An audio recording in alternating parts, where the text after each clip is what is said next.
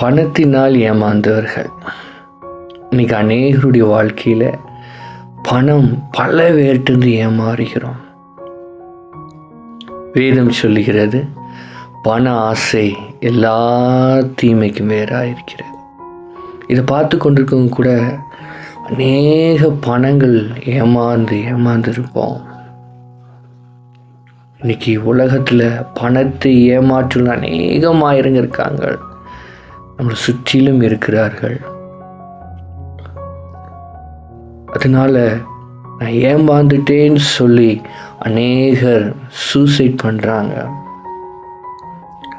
நான் கடனில் மாட்டிக்கொண்டேன் என்று இருக்கிறவர்கள் இருக்கிறாங்க, கொடுத்து ஏமாந்தவர்களும் இருக்கிறாங்க, வாங்கி அதை அடைக்க முடியாதவருமா இருக்கிறார்கள்.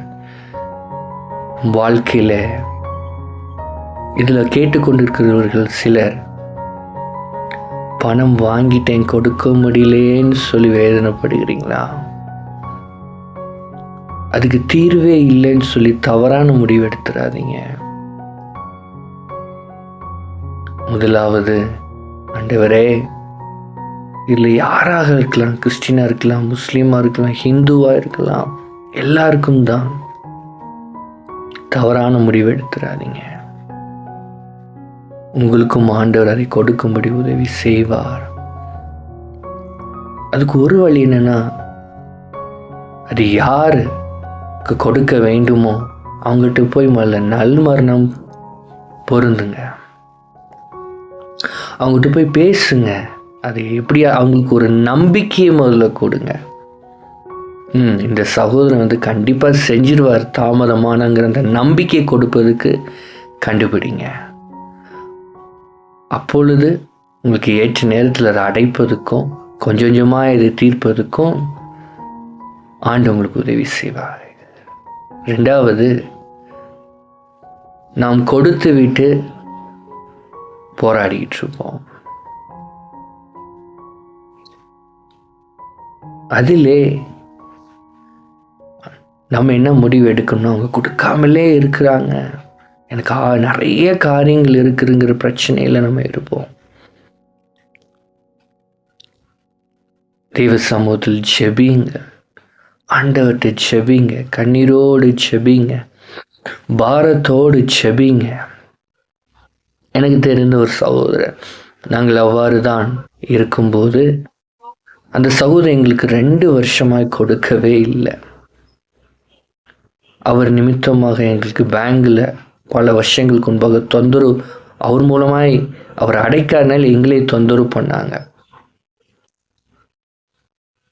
அவரை பார்க்கும்போதெல்லாம் நான் திட்டலை, கேட்கலை, மெதுவாக சொல்லுவோம். ஒரு நாள் நாளும் என் தாயாரும்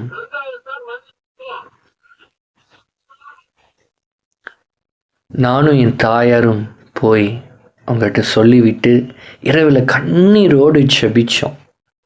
ஜெபித்த பிறகு மறுநாள் காலையில் இறங்கி வந்து அவர் சொன்னார், உங்களுடைய ஆண்டவரை நீ தூங்கவே விடலை, ஆண்டவர் தூங்கவே விடலை, கட்டின லுங்கியோட வீட்டுக்கு வந்து இன்றே அடைத்து விடலாம், என் மனைவியோ என்னைய தூங்கவே விடலை என்று சொன்னார் அவர்.